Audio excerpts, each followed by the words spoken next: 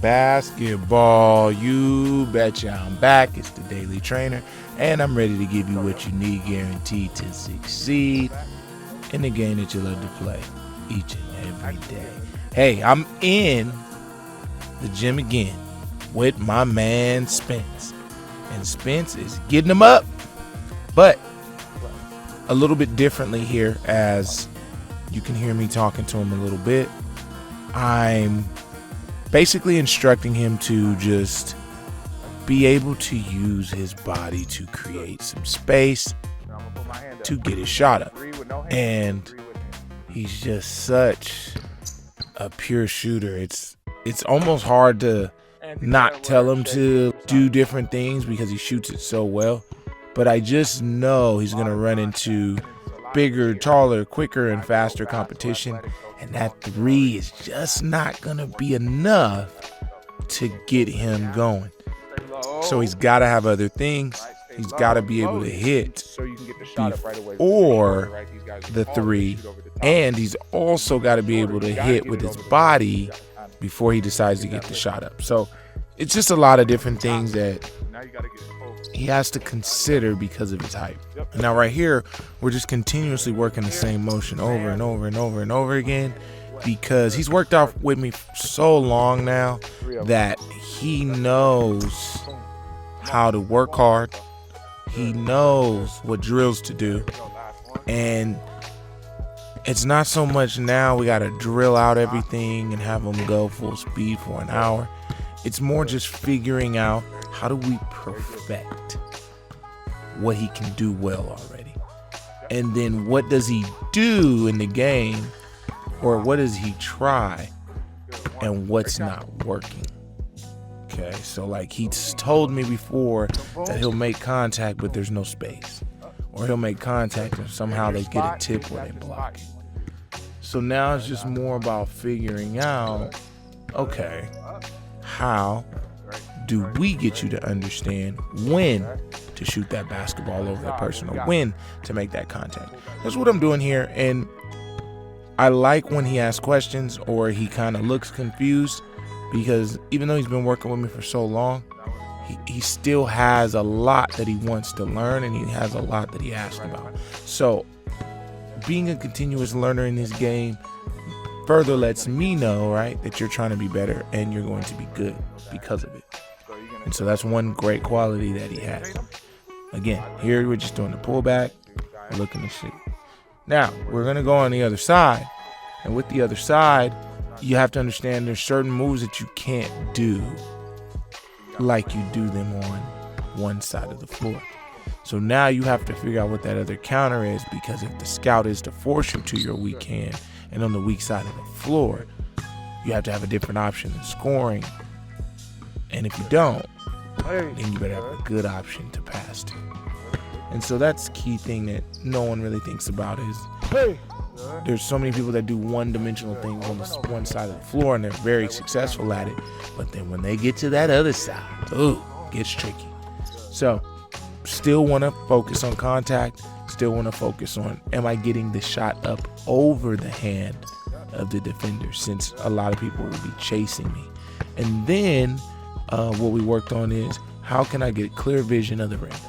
So like, let's say we got a guy who is just really all over you, but they kind of bite on every move. You want to make sure that you utilize your setup move harder to set up the easy move, which will be that change of direction. And then boom, shot made.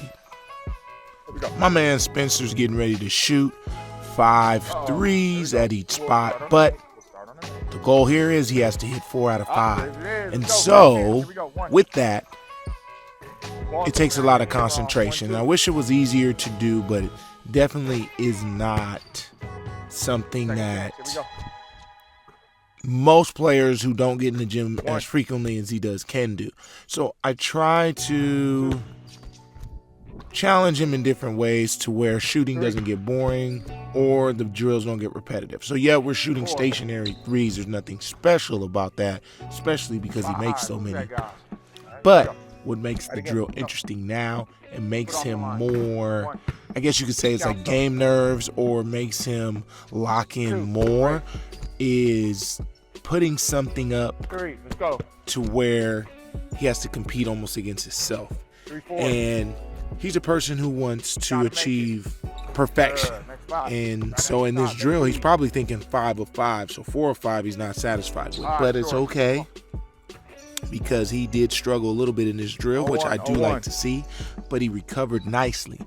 And one thing that he's been really working on a lot more is just his body language is improving even when things aren't going his way.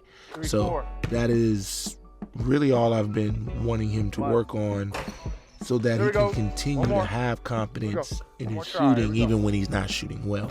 Because if you start focusing on how upset you are, dropping your hands, your head, and you're focusing energy on emotion, then where's your energy to shoot, right? So you got to think about it in that context when you think about it. Spence actually shot the ball really well. I need a guy to come to my workouts and just kind of document and stat shooting, because when people train, nobody really is statting the shooting. And as much as we want to say it doesn't count and we need to get better and blah, blah, blah, sometimes I think people think they have a better workout than they actually have. So I think it would be vital to stat some things sometimes. But as you can hear, I'm talking him through it. You know, if you want me to, you know,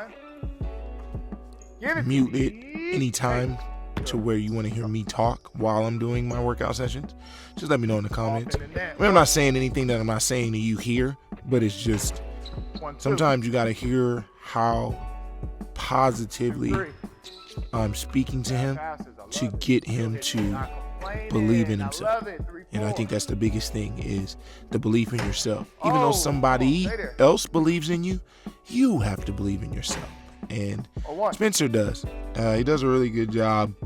And I just can't take anything away from him, because he works so hard. And if you can embody that on a consistent basis, you're going to be a good basketball player. So for the most part, Spence ended up getting the drill done. And there was times where he missed and had to run a little bit, but nothing crazy. We got right back into it, and that was it. So shooting over the top, and then more of a high percentage pressure shooting situation is what we went over today. Basketball U, I thank you for coming through, as you always do. I am the Daily Trainer, and I'm here to give you what you need, guaranteed to succeed. And I hope you're back for another day to see what we got in store for you. All right, remember, you can take any of these drills and you can use them. Basketball U, I appreciate you. And remember, someone's always working. Are you?